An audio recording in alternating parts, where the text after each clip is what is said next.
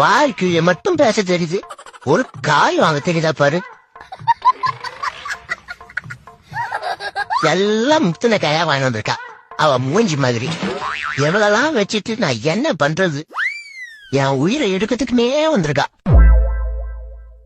இத நான் எப்ப சமைச்சு எப்ப ஆபீஸுக்கு போய் சரி பர்மிஷன் போடலான்னு பார்த்தா திங்கட்கிழமை காலையில மேனேஜருக்கு போன் பண்ணாலே எடுக்க மாட்டா.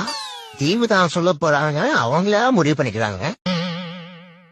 என்னங்க நான் இப்ப எப்படி இருக்கேன்? இது வேறையா? எதிர்களை மூடி இருக்கும் பொழுது அழகாக இருக்கிறாய். ஐயோ தேங்க்ஸுங்க.